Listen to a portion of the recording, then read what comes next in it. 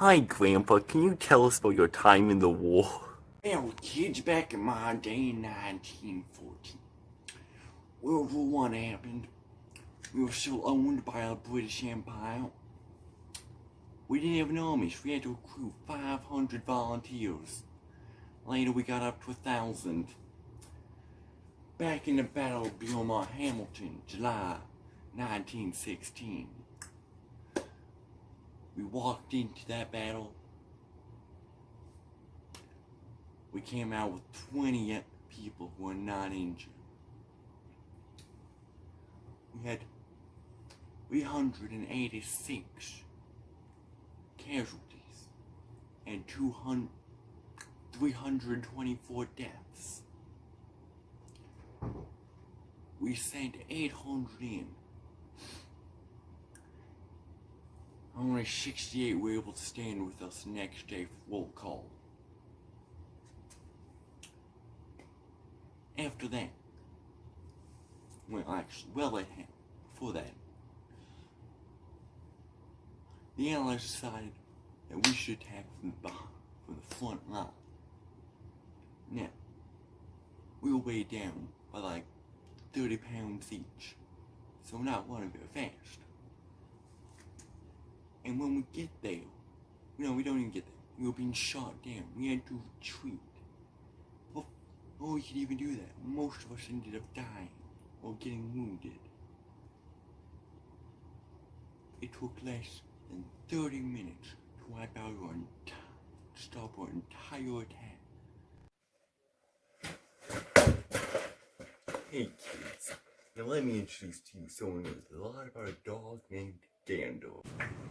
Hi, I'm here to talk about Gandalf. Gandalf was originally named Pal. He was a dog from Newfoundland. After he got into an incident with his original owners, he was transferred ownership to a person in the military. Later, he was promoted to rank as sergeant. After a while, he was sent to Winnipeg to join the Winnipeg Grenadiers and form Seaforce. Now, Seaforce was sent on a boat with about 1,700 passengers.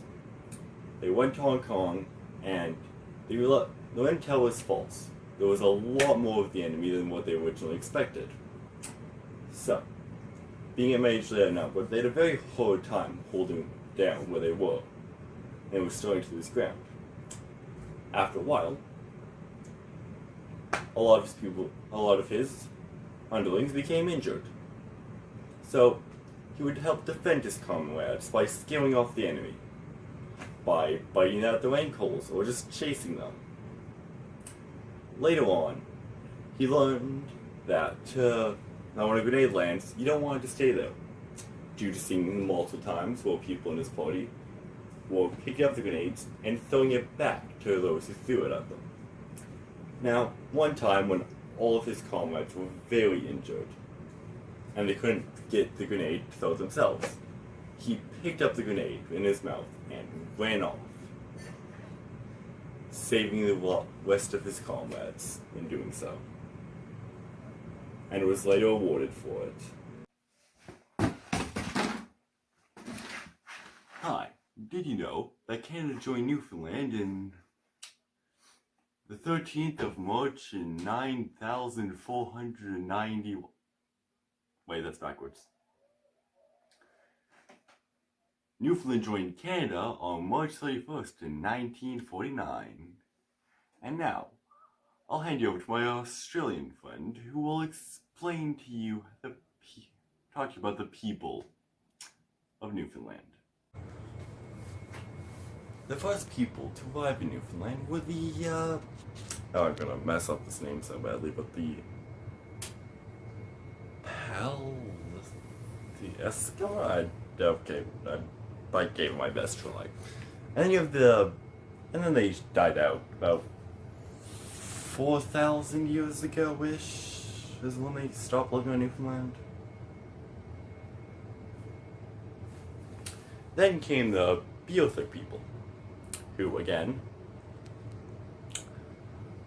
are currently completely died out. They do have a museum, though, to remember them. The Beotha Interpretation Provincial Historical Site. Yeah, it's a long name. Don't know what to say about that one. But that's, well, it exists. I guess that's that. And then, the Icelandic people, the Portuguese, Spanish, French, and Dutch also came to the island. And some famous people, back to what I was saying, we have famous people from Newfoundland. Jan Tweed, who is an actor and a model. We have Warren Norris, who is a famous hockey player. Colin Green, also famous hockey player. Anne-Marie DeLise, who...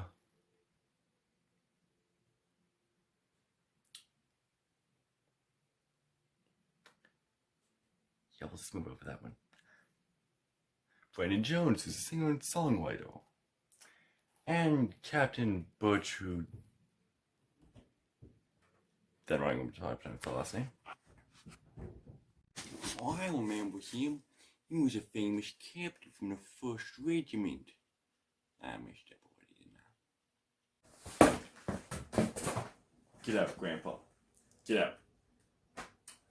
Did you know Newfoundland only had about 350 cases of COVID on total, and there was an average of 9 deaths every year, or murders every year, not deaths. And now I shall take you to my good, respectable friend who will tell you about the culture of Newfoundland. You see, Newfoundland's culture is quite different from the rest of Canada.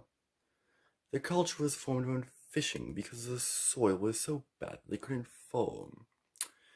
Which is also why the kissing the cod ceremony is a thing. Which, if you don't know, is a ceremony where you kiss a codfish. Yep, to become an honorary Newfoundlander. Now, what is an honorary Newfoundlander, you say? Well, you get a ticket, you can slap it on your wall, you could... Yeah, I don't really know. Don't ask me.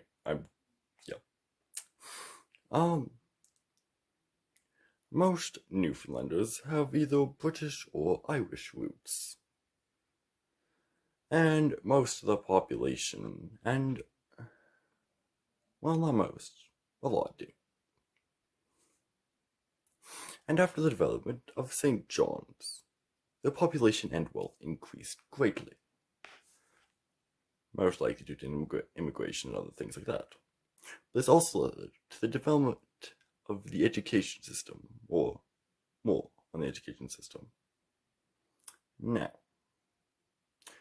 with that being said, since more education, they funded more groups for drama and art and other things like that. Now, people of Newfoundland are known for a few things. One, they are a different language because honestly, it's not like the rest of ours. They have words like bye, which is short, which is boy, except a gender neutral version of boy. And they have wa, which is much like eh. But as we all know, they're also very fun-loving people. They're quite funny, creative, have a knack for storytelling, and they even have their own dictionary. Which, a bit strange for a province to have its own dictionary, don't you think? Now,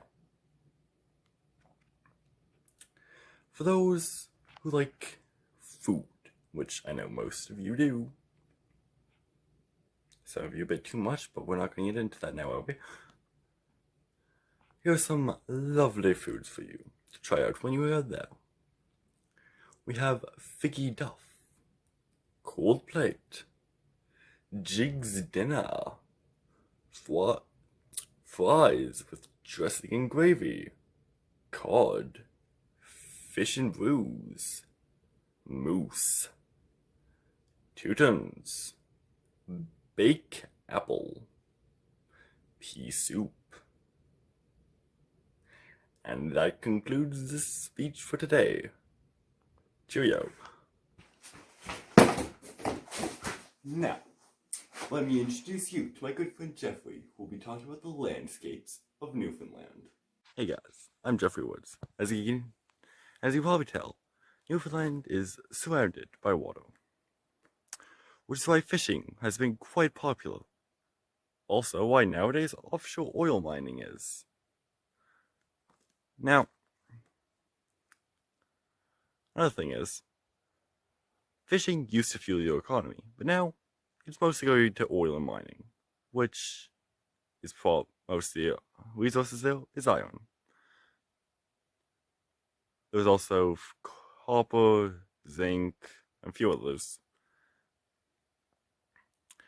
And they mostly went to oil and mining after fishing started declining profits. Now, if you are looking for some great places to visit, I recommend whale watching. Because, hey, everyone loves that, usually. Or if you want to see buildings and other things like that. The Lobster Cave, the rooms, the Cabot Tower. If you're a more outdoorsy kind of person, I recommend going to Gross Moor National Park, the East Coast Trail, Brimstone Head Trail, Fogo Islands, Short Creek Trail, and Terra Nova National Park. This has been Jeffrey Woods, and see you next time.